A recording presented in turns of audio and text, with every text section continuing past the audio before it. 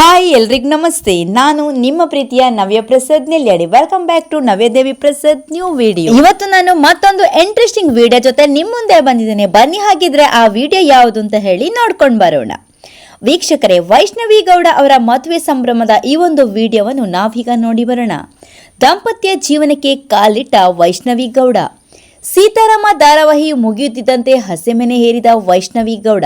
ಅಗ್ನಿಸಾಕ್ಷಿ ಧಾರಾವಾಹಿಯಲ್ಲಿ ನಮಗೆಲ್ಲರಿಗೂ ಕೂಡ ಚಿರಪರಿಚಿತರಾದ ಸನ್ನಿಧಿ ಸೀತಾರಾಮ ಪಾತ್ರದಲ್ಲಿ ಸುಮಾರು 3 ವರ್ಷಗಳ ಕಾಲ ಅಚ್ಚುಕಟ್ಟಾಗಿ ತನ್ನ ಪಾತ್ರವನ್ನು ನಿರ್ವಹಿಸಿದ್ದು, ಇದೀಗ ದಾಂಪತ್ಯ ಜೀವನಕ್ಕೆ ಕಾಲಿಟ್ಟಿರುವ ವೈಷ್ಣವಿ ಗೌಡ.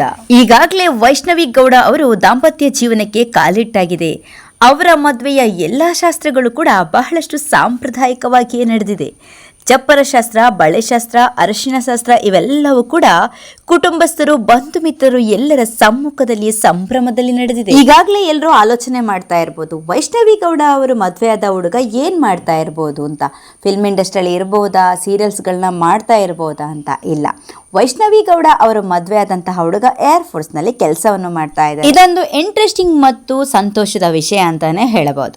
ವೈಷ್ಣವಿ ಗೌಡ ಅವರು ಯಾರಿಗೆ ಗೊತ್ತಿಲ್ಲ ಹೇಳಿ, ಅವರು ಎಲ್ರಿಗೂ ಪರಿಚಿತರು. ಅಷ್ಟೇ ಅಲ್ಲ, ಎಲ್ಲರ ಅಚ್ಚುಮೆಚ್ಚು ಕೂಡ ಆಗಿದ್ದಾರೆ. ಇವ್ರನ್ನ ನಾನು ವರ್ಣಿಸೋದಾದ್ರೆ, ವರ್ಣನೆಗೆ ನಿಲುಕದ ಚೆಲುವಿನ ಚಿನ್ನರಮಣಿ ಇವರು. ಬಣ್ಣ ಬಣ್ಣದುಡುಗೆಯ ಗಿಣಿ ಮೂಗಿನವರು. ವರ್ಣನೆಗೆ ನಿಲುಕದ ಚೆಲುವಿನ ಚಿನ್ನದ ಮಣಿ ಇವರು. ಬಣ್ಣ ಬಣ್ಣದುಡುಗೆಯ ಗಿಣಿ ಮೂಗಿನವರು. ಅಂದದರ ಮನೆಯ ಅರಸಿಯಂತೆಯೇ ರಾಮನ ಸೀತೆಯೇ. ಅಂದದರ ಮನೆಯ ಅರಸಿಯಂತೆಯೇ ರಾಮನ ಸೀತೆಯೇ.